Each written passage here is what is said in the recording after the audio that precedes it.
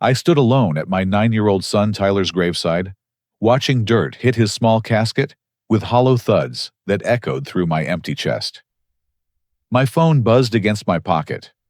A video message from my sister Amanda filled the screen, showing my parents Richard and Carol raising champagne glasses in their living room, alongside Amanda's husband Derek. Amanda's voice rang out with sickening joy. "To Tyler's gift that's finally going to change everything for us." The camera swept across real estate listings, Ferrari brochures, and legal documents scattered across their coffee table. My world shattered completely. The phone slipped from my numb fingers, landing on the fresh earth that covered my son's grave. Tyler. My beautiful, brave little boy, who fought his genetic condition with more courage than any adult I'd ever known. The same condition that had taken his mother, my wife Sarah, just 2 years earlier. Standing there in my black funeral suit, surrounded by empty folding chairs that should have held my family, the full weight of their betrayal began crushing down on me. The inheritance they were celebrating belonged to Tyler. Every single penny of that $1.3 million had been meant to secure his future after Sarah died from leukemia. I remembered Sarah's final days in the hospital, her frail hand gripping mine as she made me promise.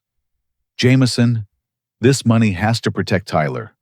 Promise me you'll make sure he gets the education and opportunities we dreamed of." Her voice had been barely a whisper, but her determination blazed through the morphine haze. The life insurance policy had been Sarah's idea when Tyler was first diagnosed with the same rare genetic disorder that would eventually claim her life. $800,000 from her policy, plus $500,000 from the trust fund her grandmother had established. Sarah had structured everything carefully with our attorney to ensure Tyler would never face financial hardship while managing his condition. But Tyler was gone now. I'd spent the last 18 months watching him gradually decline, despite every experimental treatment we could find.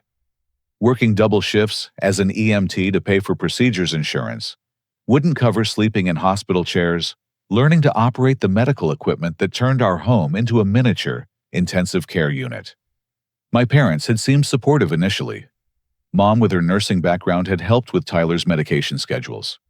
Dad had driven him to appointments when I couldn't get time off work. But after Sarah's funeral, something changed. The visits became shorter, the phone calls less frequent. Amanda started asking strange questions about Tyler's situation and whether I'd thought about what happens to the money if something goes wrong. I'd dismissed it as awkward attempts at conversation during a difficult time. Now, walking back to my truck through the cemetery, I realized how naive I'd been. They'd been planning this celebration before my son even took his last breath. My phone rang as I reached the parking lot. Helen Morrison, the estate attorney Sarah had chosen to handle Tyler's inheritance.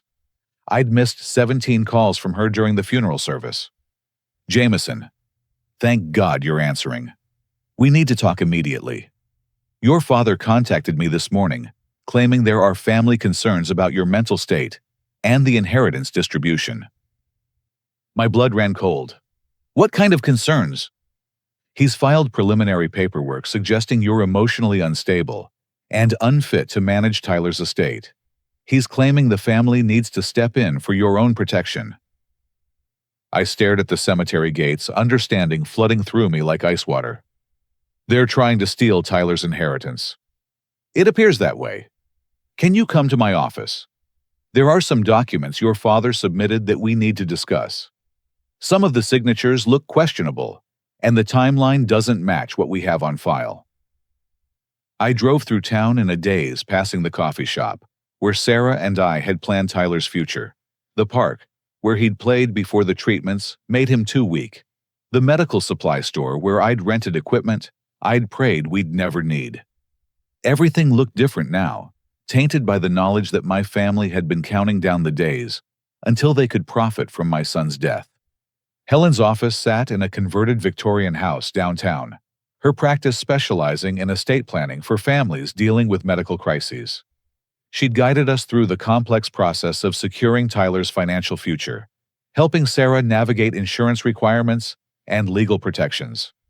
"Jameson, I'm so sorry for your loss." Helen said, her professional composure mixed with genuine compassion. Tyler was a remarkable little boy. But we need to address this situation immediately. She spread documents across her conference table. Your father submitted these forms yesterday, claiming you signed them during Tyler's illness. They supposedly grant your parents temporary conservatorship over the estate due to your alleged mental health crisis. I stared at the papers, recognizing my name, but not my signature. I never signed these. I was with Tyler at the hospital when these are supposedly dated. That's what I suspected. The signature analysis will prove forgery, but they're moving fast. Your sister Amanda called this morning asking about the timeline for estate distribution. She seemed remarkably well informed about the legal process for someone who's supposedly just concerned family. My phone buzzed with another video message from Amanda. This time, she was standing in front of a real estate office, Derek beside her, with his arm around her waist, both of them grinning like they'd won the lottery. Can't wait to start our new life, Big Brother Colorado, here we come. Helen watched the video over my shoulder, her expression hardening. Jameson, I think you need to understand exactly what you're dealing with here. This isn't just family greed, this is organized fraud. The next morning, I drove to my parents' house in the subdivision where I'd grown up, where Tyler had spent countless weekends before his illness worsened. The brick colonial looked exactly the same, but everything felt different now. The American flag still hung from the front porch, the garden still bloomed with Mom's prized roses. But I was approaching enemy territory. Amanda's silver BMW sat in the driveway, next to Derek's oversized pickup truck. Through the front window, I could see them gathered around the dining room table, papers spread everywhere like a war room planning session. I walked in without knocking, a privilege from childhood that felt foreign now. They looked up from their documents without surprise, as if they'd been expecting me. Jameson. Amanda's voice carried false warmth, the tone she'd perfected during her years as a paralegal at Hartman and Associates downtown. We were just discussing how to help you through this difficult time. She stood up, smoothing her business suit every inch, the professional woman offering assistance.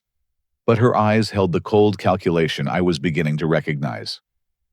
You look terrible, honey. When's the last time you really slept? Or ate a proper meal? Cut the act, Amanda. I know what you're doing. Derek leaned back in his chair, his construction worker's frame intimidating even in casual clothes. What exactly do you think we're doing, Jameson? Taking care of family business while you fall apart. Mom emerged from the kitchen with a coffee pot, her nurse's uniform suggesting she'd just finished a night shift at the hospital. The irony wasn't lost on me that she'd spent her career caring for other people's children while planning to profit from her own grandson's death.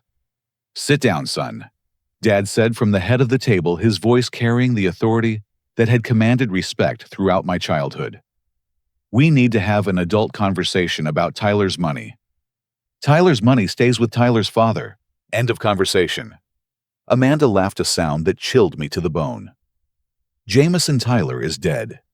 That money doesn't belong to him anymore. It belongs to whoever can best use it to honor his memory. She gestured to the papers spread across the table, and I could see detailed financial projections, real estate listings for luxury properties in Aspen, even brochures for high-end cars. We've planned everything carefully.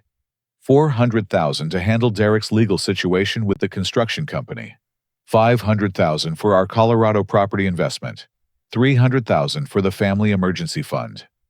What legal situation? Derek's jaw tightened, but Amanda continued smoothly. Some accounting irregularities at Derek's company. Nothing serious, just pension fund contributions that got temporarily redirected during cash flow problems. The Colorado investment will generate enough return to cover any restitution required. I stared at them in disbelief. You're using my son's inheritance to cover up embezzlement. We're using available family resources to solve a temporary problem, Dad corrected. Derek's situation affects all of us. Your mother co-signed his business loan. If Derek goes to prison, we lose this house. The pieces were falling into place. Derek had stolen money from his workers' pension fund, and they needed Tyler's inheritance to avoid the consequences. But Amanda's planning went deeper than simple theft. "Look at these medical evaluations," Amanda said, sliding papers across the table. "3 different doctors confirming that you're suffering from severe PTSD and depression following Tyler's death. You're in no condition to handle this kind of financial responsibility." I picked up the documents, recognizing the letterheads from Tyler's treatment centers. "These are forged. I never saw these doctors for psychological evaluation." "Are you sure about that?" Amanda's smile was pure poison. "Your memory has been pretty unreliable lately. All that stress, all those sleepless nights. People in your condition often forget important conversations." Mom set down her coffee cup with shaking hands. "Jameson, we're not trying to hurt you. We're trying to protect you from making decisions you'll regret later. Tyler wouldn't want you destroying your life over money. Tyler would want his inheritance used for the education and medical research Sarah and I planned, not to bail out Derek's criminal activity." Derek stood up suddenly, his chair scraping against the hardwood floor. "Watch your mouth, Jameson. You're grieving, but that doesn't give you the right to make accusations about things you don't understand. I understand that you stole money from working families, and now you want to use my dead son's inheritance to avoid prison." The temperature in the room dropped to Arctic levels. Amanda's professional mask slipped, revealing something ugly underneath. "Your dead son," she repeated slowly. "Who would have suffered for years if he'd lived? Who would have drained every penny of that inheritance on medical bills and experimental treatments that wouldn't have saved him anyway? We're not stealing anything, Jameson. We're preventing waste." The casual cruelty of her words hit me like a physical blow. She just described Tyler's life as a waste, his potential future as worthless. "Get out of my parents' house," Dad said quietly. "Before you say something you'll really regret. The legal proceedings are already in motion. You can cooperate with the family's decision, or you can fight it and lose everything to attorney fees. But either way, that money is going to be used responsibly." I looked around the room at these people I'd called family for 32 years. Mom wouldn't meet my eyes, focusing intently on her coffee. Dad's expression was stone-cold determination, mixed with what might have been guilt. Derek looked ready to physically throw me out if necessary. But Amanda was watching me with something that looked almost like pleasure, as if my pain was entertainment for her. As if destroying Tyler's future and bankrupting his medical legacy was just another successful paralegal project. "You know what I find interesting?" I said, heading toward the door. Tyler's death was very convenient timing for Derek's legal problems. Almost like someone knew exactly when to expect the inheritance. Amanda's smile faltered for just a moment, but she recovered quickly. "Grief makes people paranoid, Jameson. You should really consider getting professional help." I walked out, but not before noticing the security camera mounted in the corner of the dining room, its red light blinking steadily. Everything had been recorded. But I was beginning to suspect that might not work in their favor. 2 days after the confrontation, I found myself sitting in Dr. Matthews' office at Children's Medical Center, surrounded by Tyler's medical files and trying to make sense of his final months. Dr. Matthews had been Tyler's pediatric oncologist since his diagnosis, a kind woman who'd become almost like family during our countless visits.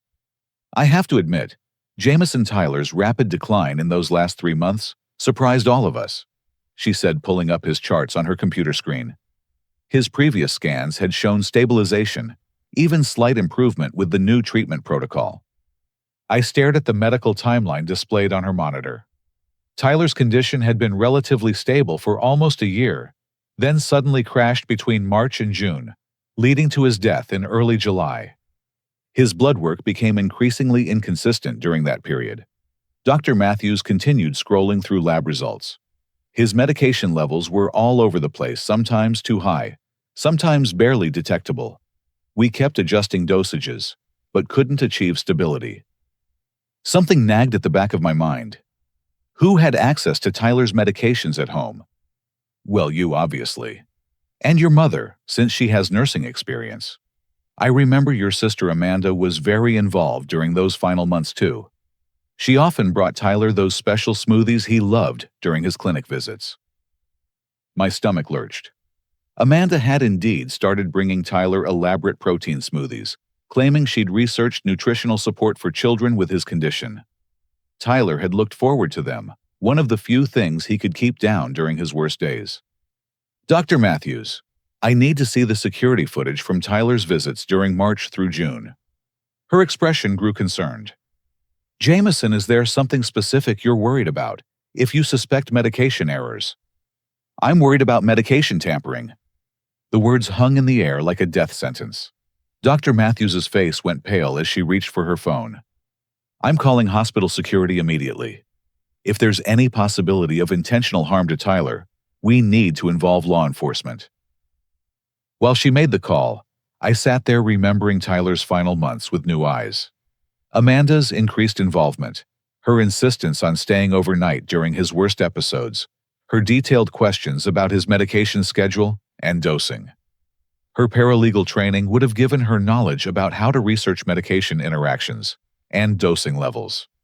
Hospital Security Chief Marcus Williams arrived within 10 minutes, followed by Detective Lisa Warren from the City Police Department. Marcus had been tracking suspicious activity in the hospital for years, and Detective Warren specialized in cases involving harm to children. Mr. Thompson, we'll need to review several months of security footage and medication dispensing records, Detective Warren explained. If someone was tampering with Tyler's treatment, there will be evidence. It took 3 hours of reviewing footage, but we found it. Amanda alone in Tyler's hospital room during an overnight stay in late May, injecting something into his IV line from a small vial she'd concealed in her purse. The timestamp showed 2 a.m., long after visiting hours when she'd claimed to be sleeping in the family waiting area. Marcus, can you enhance this section? Detective Warren pointed to Amanda's hands as she manipulated Tyler's IV setup. The enhanced footage clearly showed Amanda injecting a clear liquid into Tyler's line, then carefully disposing of the empty vial in her purse, rather than the medical waste container. That's insulin, Dr. Matthews whispered, her voice filled with horror. Tyler wasn't diabetic. Insulin would cause dangerous blood sugar crashes, especially in a child his size with his condition. Marcus pulled up pharmacy records on his tablet. Amanda Thompson picked up a prescription for insulin pens 3 days before this footage was recorded.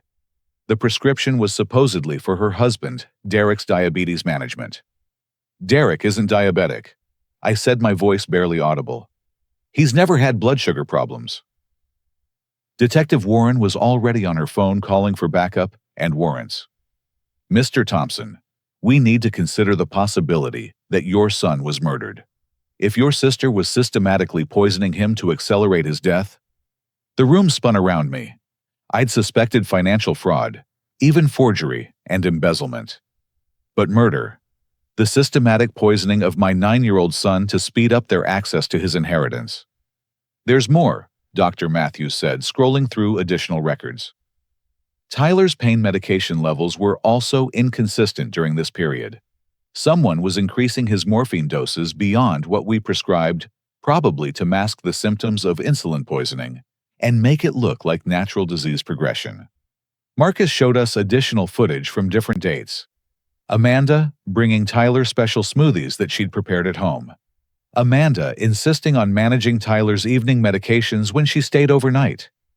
Amanda always positioning herself between Tyler and the medical staff during injections. She was using her nursing knowledge from Mom and her paralegal research skills to murder Tyler. I said, the reality finally sinking in. They didn't just plan to steal his inheritance after he died naturally. They planned his death. Detective Warren closed her phone. Mr. Thompson, we're obtaining search warrants for your parents' home, your sister's residence, and Derek's workplace. If this is a conspiracy to commit murder for financial gain, everyone involved will be charged accordingly. I thought about Tyler's final day, when Amanda had insisted on staying overnight to help care for him, while I went home to shower and change clothes. She'd given him what she called his special bedtime smoothie, and promised to call if anything changed. When I'd returned the next morning, Tyler was unconscious. He died 6 hours later with Amanda holding his hand and whispering what I'd thought were prayers, but now suspected were confessions or apologies for what she'd done. Detective Warren, there's something else you need to know. Amanda, Derek, and my parents celebrated Tyler's death with champagne while I was at his funeral. They were planning to use his inheritance to cover up Derek's embezzlement from his construction company's pension fund. Her expression hardened. Mr. Thompson, we're dealing with organized criminal activity here. This isn't just insurance fraud or family dispute. This is conspiracy to commit murder for financial gain, possibly involving multiple victims. As we left the hospital, I felt a strange combination of grief and rage building inside me. Tyler hadn't died from his genetic condition.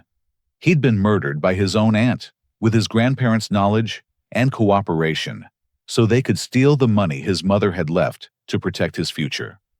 But now I had evidence. Now I had allies in the medical and legal systems who understood what had really happened. Now I could fight back. And I was going to destroy them all. The next morning, Detective Warren called with news that changed everything. Mr. Thompson, we've made contact with Nathan Cross, the private investigator your family hired. You need to hear what he has to say. I met them at the police station expecting another revelation about my family's criminal conspiracy. What I got was something far more complex. Nathan Cross was a former military police officer turned private investigator hired by Amanda 3 months earlier to build a case proving I was mentally unstable and unfit to handle Tyler's inheritance. But Nathan had a military background and a moral code that prevented him from framing innocent people. Your sister hired me to document your alleged PTSD, depression, and inability to care for Tyler properly. Nathan explained, setting several boxes of evidence on Detective Warren's conference table. She wanted photographs of you appearing, disheveled recordings of you seeming confused or angry, anything that would support their claim that you were mentally incompetent. He opened the first box, revealing surveillance equipment, camera gear, and dozens of files. Instead, I documented their criminal conspiracy.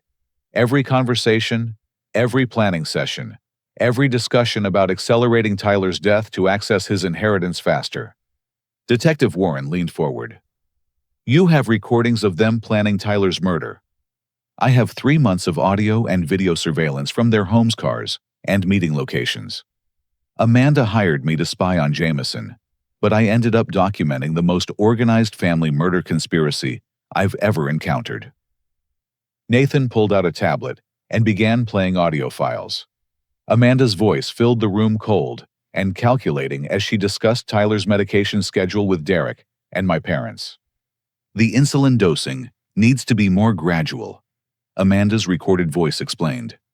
Too much too fast will create obvious symptoms. We need this to look like natural progression of his condition. My father's voice responded, Carol says the morphine increases are working well to mask the hypoglycemic episodes. The medical staff is attributing everything to disease progression. Derek's pension fund situation is getting worse, Mom's voice added. The auditors are asking questions. We need to move the timeline up. Nathan fast-forwarded to another recording from 2 weeks before Tyler's death. The boy is fighting harder than expected. Derek's voice was frustrated. Maybe we should consider more direct action. Absolutely not, Amanda replied firmly. This has to look natural. One suspicious death could unravel everything. Patience, Derek. Jameson will have his inheritance within a month, and we'll have our solution. I listened to my family discuss my son's murder, like a business transaction, weighing the risks and benefits of different approaches to killing a 9-year-old child. The clinical detachment in their voices was more disturbing than rage would have been. There's more. Nathan continued, opening additional boxes. Derek's construction company theft goes back 2 years and involves over $600,000 in pension fund money. Your parents took a second mortgage on their house to cover Derek's initial gambling debts. Amanda has been researching similar insurance fraud cases across multiple states. He showed us financial records documenting Derek's systematic theft from his workers' retirement accounts, along with evidence of his gambling addiction and mounting debts to dangerous people. Amanda's paralegal position at Hartman and Associates gave her access to estate planning software and legal precedents for inheritance challenges. She's been building their case for months, forging medical records and psychiatric evaluations to support their claims about your mental state. Detective Warren studied the documentation with growing alarm. This conspiracy involves mail fraud, wire fraud, insurance, fraud embezzlement, murder, and probably racketeering charges. We're talking about federal crimes here. Nathan pulled out the most damning evidence video footage from hidden cameras in my parents' house, showing Derek and his construction crew discussing plans to eliminate me after they secured Tyler's inheritance. "They were planning to kill you too, Jameson," Nathan said quietly. "Once they had control of the inheritance, Derek planned to stage your suicide. Make it look like grief over Tyler's death drove you to take your own life."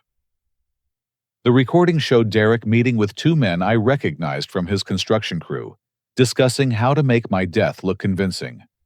They'd researched my EMT work schedule, my daily routines, even my preferred coffee shop to plan the perfect opportunity. "Derek has connections to some very dangerous people through his gambling debts," Nathan explained. "The plan was to have you killed by professional criminals, then claim your grief made you vulnerable to robbery or random violence." I stared at the evidence spread across the table, understanding the full scope of their conspiracy. They hadn't just planned to steal Tyler's inheritance. They'd planned to murder both Tyler and me, then claim the entire estate through my parents as next of kin. "Why didn't you take this evidence to police immediately, when you discovered the murder plot?" Detective Warren asked Nathan. "I needed complete documentation to ensure convictions.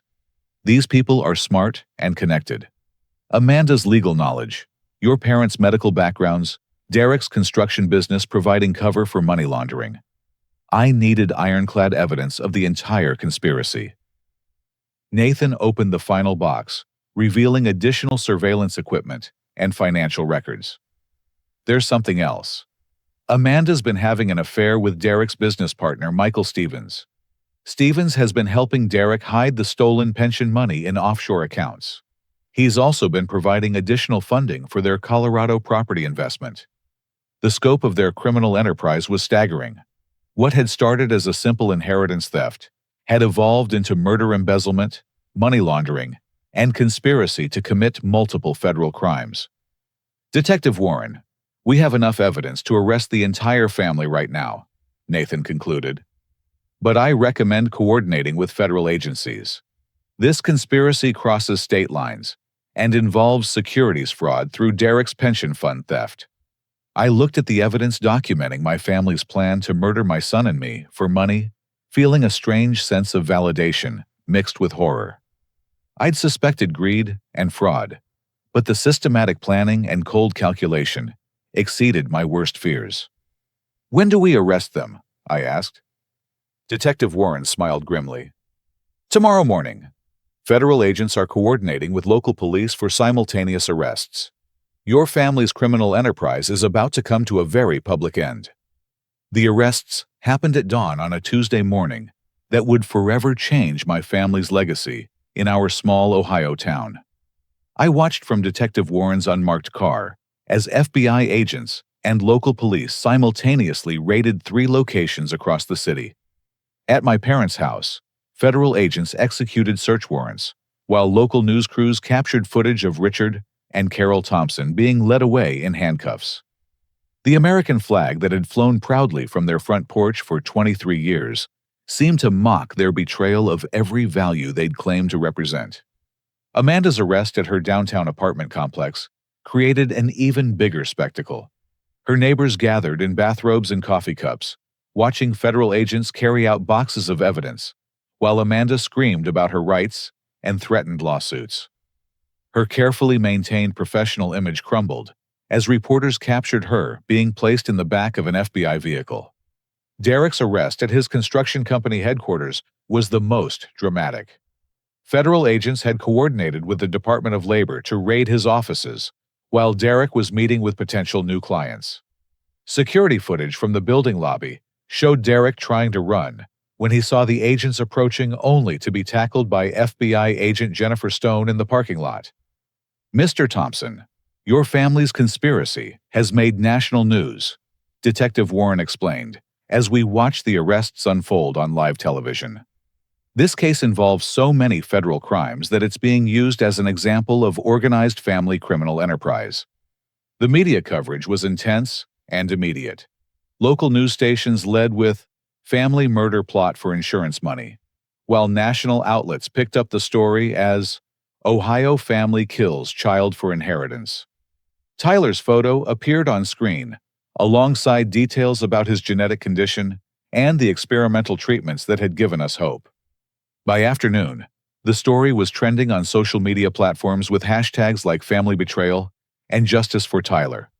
Complete strangers were sharing Tyler's photo and expressing outrage at my family's crimes. The public response was overwhelming and supportive, with hundreds of people commenting about their own experiences with family greed and inheritance disputes. But the biggest surprise came when Amanda's employer, Hartman and Associates, was raided by federal agents that same afternoon. "Mr. Thompson, we've uncovered something massive," FBI agent Stone explained during our meeting at the federal building. "Amanda's paralegal firm has been facilitating inheritance fraud schemes across 5 states.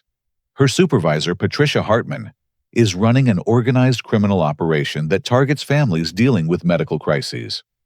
The federal investigation revealed that Hartman and Associates had been identifying vulnerable families through medical insurance databases, then positioning paralegals like Amanda to gain access to estate planning information. Once they identified valuable inheritances, they would manipulate family members to challenge estate distributions through fraudulent claims of mental incompetence or medical necessity. "We've identified 43 families across Ohio, Kentucky, Indiana, Pennsylvania, and West Virginia who were targeted by this organization," Agent Stone continued. "Your case was just one piece of a much larger criminal enterprise. Patricia Hartman has been operating this scheme for over 6 years. The scope of the fraud was staggering. Families dealing with cancer, genetic disorders, degenerative diseases, and other medical crises had been systematically targeted for inheritance theft. In several cases, there was evidence suggesting that family members had been murdered to accelerate access to insurance payouts and trust funds." Derek's construction company raid revealed additional layers of criminal activity.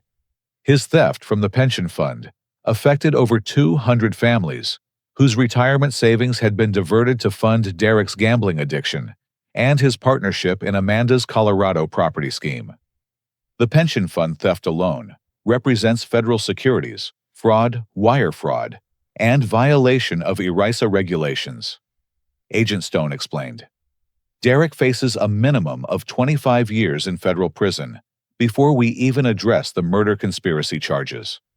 The investigation also uncovered Derek's connections to organized crime through his gambling debts. The people Derek owed money to were connected to interstate criminal networks involved in money laundering and illegal gambling operations. Derek's plan to eliminate me after securing Tyler's inheritance would have involved professional criminals with connections across multiple states. "Your son's murder was part of a systematic criminal enterprise," Detective Warren summarized during our meeting. "This wasn't just family greed. This was organized crime that happened to involve your relatives." The media attention continued to intensify as more details emerged. Tyler's story became a symbol of childhood courage in the face of genetic illness, while my family's betrayal represented the worst aspects of greed and family dysfunction. Donations began pouring in for childhood genetic disease research, with strangers contributing to memorial funds in Tyler's name. A GoFundMe campaign started by someone I'd never met reached $85,000 within 3 days, all designated for research into Tyler's specific genetic condition. Children's hospitals across the country reached out, offering to establish research partnerships in Tyler's memory. The public outrage over Tyler's murder and the systematic targeting of vulnerable families prompted congressional representatives to call for hearings on inheritance fraud prevention. Federal legislation was being drafted to strengthen protections for grieving families and improve oversight of estate planning practices. But the most satisfying development was watching my family's carefully constructed criminal enterprise collapse under federal investigation. Amanda's legal knowledge, which she'd used to manipulate estate planning laws, now worked against her as federal prosecutors built cases for multiple felony charges. Derek's construction business connections, which had provided cover for money laundering, became evidence of his involvement in organized criminal activity. My parents' medical backgrounds, which they'd used to help poison Tyler without detection, became evidence of their sophisticated knowledge of how to commit murder while avoiding suspicion. "Mr. Thompson, your family members are facing life sentences," Agent Stone explained. "The federal charges alone could result in 25 to life for each defendant. Add the state charges for Tyler's murder, and they're looking at multiple life sentences without possibility of parole." I thought about Tyler's final days, remembering his quiet courage and his concern for other children facing similar medical challenges. He'd often talked about wanting to help doctors find better treatments for kids like him. Now, his death was exposing criminal networks that had targeted dozens of families dealing with childhood illnesses. Justice was coming, but it felt hollow compared to the loss of my son. No amount of criminal convictions could bring Tyler back or give me the chance to watch him grow up and fulfill his dreams of helping other sick children. But as I watched the news coverage and read the social media responses, I began to see something Tyler would have appreciated. His story was inspiring people to protect other vulnerable families and to support medical research that might save other children facing genetic conditions. Tyler's murder was becoming the catalyst for positive change that might honor his memory and protect other families from similar tragedies. And that felt like something worth fighting for. The trial lasted 8 weeks and dominated national news coverage throughout the fall. Amanda, Derek, and my parents were tried together on federal conspiracy charges, with separate state proceedings for Tyler's murder scheduled to follow. The prosecution's case was overwhelming, built on Nathan Cross's surveillance evidence and the FBI's investigation of the broader criminal enterprise. But the most shocking revelation came during Amanda's plea negotiations. On a cold November morning, as bare trees surrounded the federal courthouse, Amanda's attorney approached the prosecution with an offer that stunned everyone involved in the case. Amanda was willing to plead guilty to all charges in exchange for life imprisonment rather than the death penalty, but her confession included details that no one had suspected. "Your Honor," Amanda said, standing before Judge Patricia Williams in an orange jumpsuit, her once professional appearance replaced by the hollow look of someone who'd lost everything. "I need to confess to additional crimes that weren't included in the original charges." The courtroom fell silent as Amanda detailed how she'd also murdered Sarah. "I began poisoning Sarah Thompson during her cancer treatment." Amanda's voice was barely audible as she described systematically contaminating Sarah's IV supplements during chemotherapy sessions. "I used my paralegal access to medical databases to research drug interactions that would accelerate her death while appearing to be complications from her cancer treatment." The confession sent shockwaves through the courtroom. Sarah's oncologist, Dr. Rodriguez, was called to testify about suspicious complications during Sarah's final months of treatment. Medical examiners were ordered to exhume Sarah's body for toxicology testing that should have been done 2 years earlier. Amanda had volunteered to help with Sarah's care during her final months, bringing her special nutritional supplements that she claimed would help with chemotherapy side effects. Sarah had trusted Amanda, completely grateful for family support during her battle with leukemia. The original plan required Sarah's death to trigger the life insurance policy. Amanda explained to prosecutors. "Tyler's inheritance was always the target, but we needed to accelerate Sarah's timeline to begin the 2-year process of positioning ourselves for Tyler's eventual death." The toxicology results confirmed Amanda's confession. Sarah's remains contained elevated levels of compounds that would have interfered with her cancer treatment and accelerated organ failure. Amanda had been murdering my family systematically for over 2 years, turning every act of caregiving into an opportunity for poisoning. Derek received 25 years in federal prison for embezzlement and conspiracy before being sentenced to life without parole for his role in Tyler's murder. The federal judge noted Derek's connections to organized crime and his plan to eliminate me as aggravating factors that warranted maximum sentences.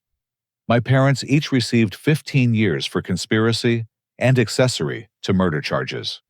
The judge's comments during sentencing reflected the community's outrage at grandparents who'd participated in their grandson's murder for financial gain. Richard and Carol Thompson violated the most basic obligations of family and humanity, Judge Williams stated. Their nursing and medical knowledge made them uniquely capable of detecting their daughter's poisoning activities, yet they chose to facilitate murder rather than protect their grandson. Patricia Hartman, Amanda's supervisor at the law firm, received 30 years for operating the multi-state inheritance fraud network.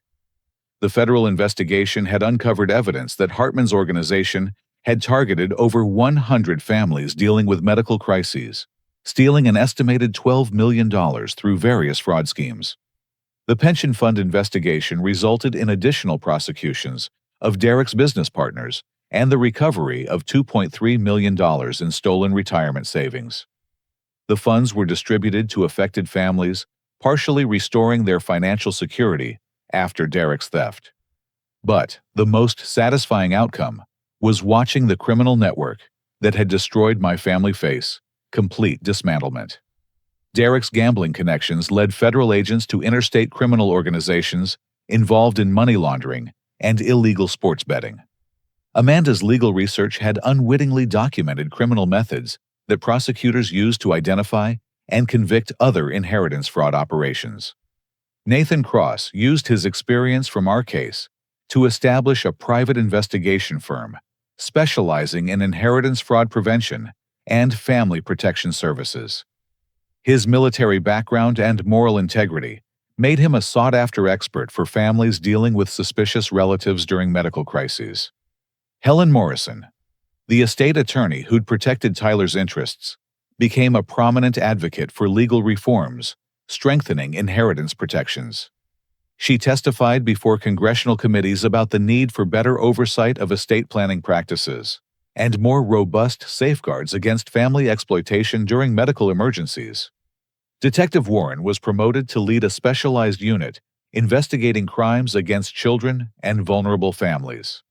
Her work on Tyler's case became a model for law enforcement agencies across the country dealing with similar family criminal conspiracies. The inheritance that Amanda Derek and my parents had murdered Tyler to steal remained intact, protected by federal asset forfeiture laws and court orders. Tyler's $1.3 million would be distributed, according to Sarah's original intentions. But now I had the responsibility of using it to honor both Tyler's memory and Sarah's dreams for his future. The public response to Tyler's story had generated additional resources for childhood genetic disease research. Medical research foundations across the country had contributed funding for studies into Tyler's specific condition, turning his death into a catalyst for potentially life-saving discoveries. But beyond the legal victories and financial recoveries, I felt something Tyler would have appreciated most. His story had inspired federal legislation protecting vulnerable families from inheritance fraud. The Tyler Thompson Family Protection Act was being introduced in Congress, with bipartisan support creating new federal crimes for targeting families during medical crises and establishing mandatory reporting requirements for suspicious estate planning activities. Tyler's death had exposed a criminal network that had victimized dozens of families, leading to justice for those families and protection for future victims. His courage during his illness had inspired people across the country to support medical research that might help other children facing similar genetic challenges. As I sat in the courthouse watching Amanda Derek and my parents begin life sentences for murdering my son, I felt a strange mixture of satisfaction and emptiness. Justice had been served completely, but it couldn't restore Tyler's life or give me back the family I'd trusted. However, Tyler's story was becoming something larger than the tragedy that had taken him from me. It was becoming a force for positive change that might protect other families and save other children's lives. And that felt like something Tyler would have wanted his legacy to represent. Spring arrived 6 months after the trials ended, bringing the kind of renewal that Tyler had always loved. I stood in the Children's Memorial Garden at Ohio Children's Medical Center, watching construction workers put the finishing touches on the Sarah and Tyler Thompson Memorial Pavilion that would house the genetic research laboratory funded by Tyler's inheritance. The $1.3 million that my family had murdered Tyler to steal was now supporting exactly the kind of medical research Sarah had dreamed about when she first established the trust fund. The genetic research program would study Tyler's rare condition and other inherited diseases, searching for treatments that might give future children the long, healthy lives Tyler had been denied.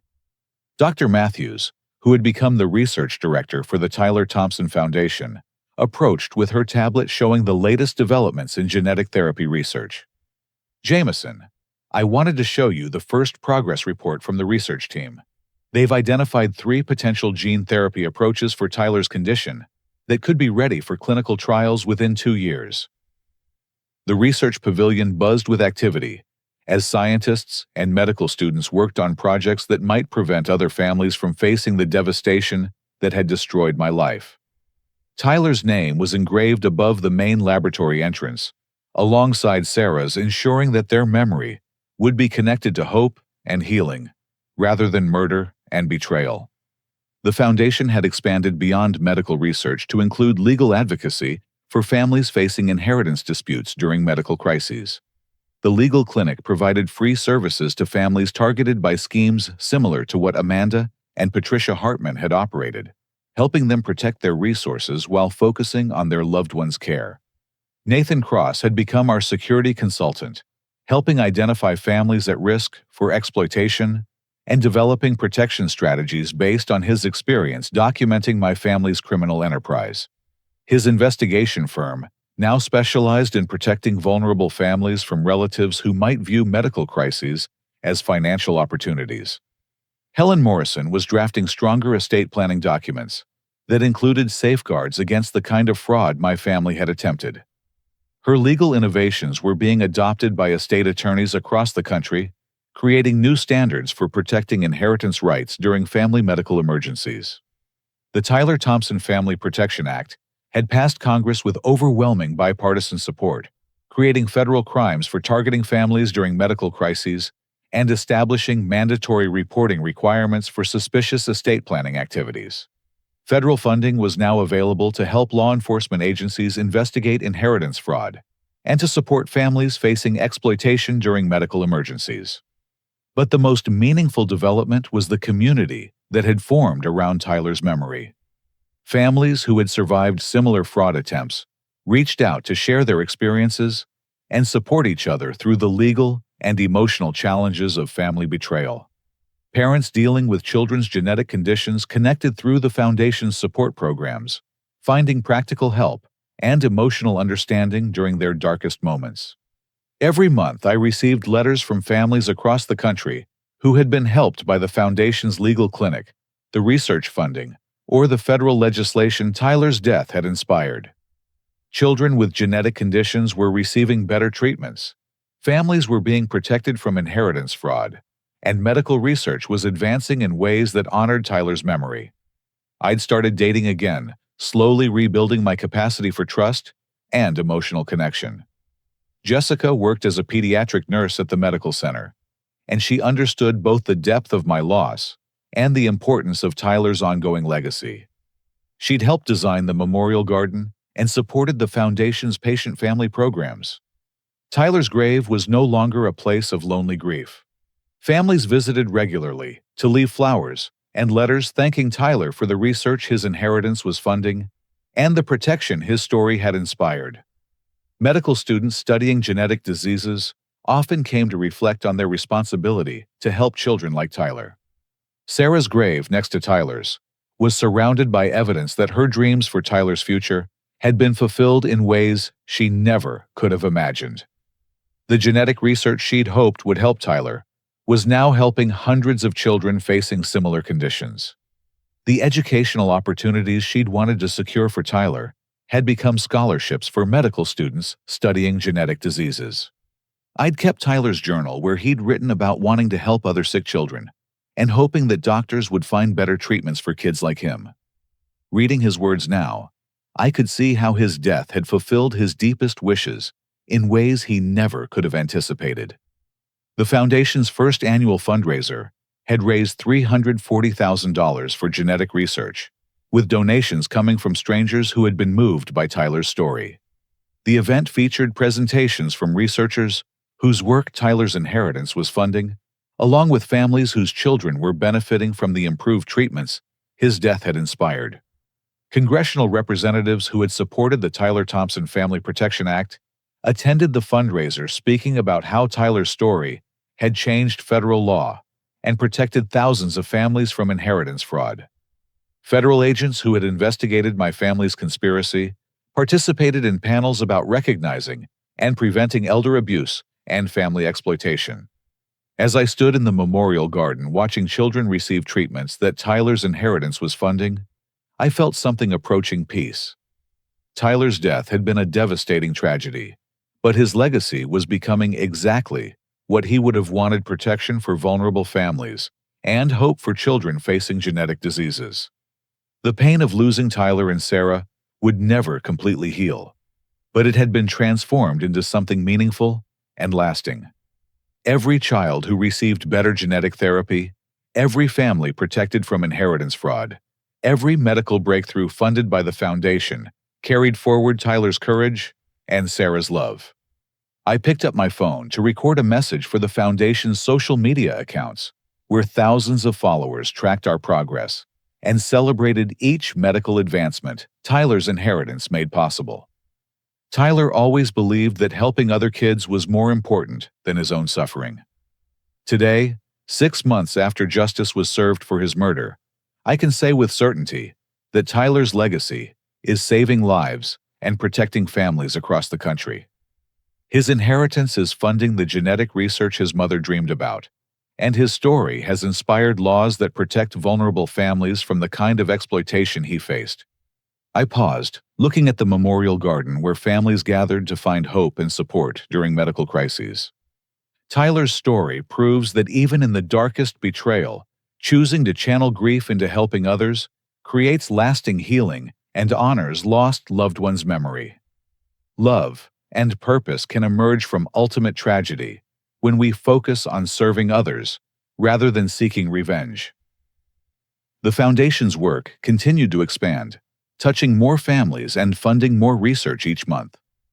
Tyler's inheritance was being invested exactly as Sarah had intended, securing futures for children facing medical challenges and advancing treatments that might save lives. And every day, Tyler's courage during his illness inspired the researchers, doctors, nurses, and volunteers who carried forward his mission of helping other sick children. His death had ended one story, but it had begun another one focused on hope, healing, and protection for vulnerable families. That felt like the legacy Tyler deserved, not as a victim of family greed, but as an inspiration for positive change that would benefit thousands of children facing similar challenges. Have you ever experienced betrayal by someone you trusted completely? And how did you find the strength to move forward in a positive way? The journey from devastating loss to meaningful purpose isn't easy. But Tyler's story shows us that even the worst family betrayal can become a catalyst for protecting others and creating lasting change. If this story moved you, please like this video to help spread awareness about inheritance fraud and the importance of protecting vulnerable families. Subscribe for more stories about overcoming family betrayal and finding purpose through service to others. Share Tyler's story with anyone who might benefit from understanding how love and determination can triumph over even the darkest circumstances. Thank you for joining me in honoring Tyler and Sarah's memory by supporting research that might save other children's lives and legislation that protects families during medical crises. Together, we can ensure that their legacy continues to make a positive difference in the world.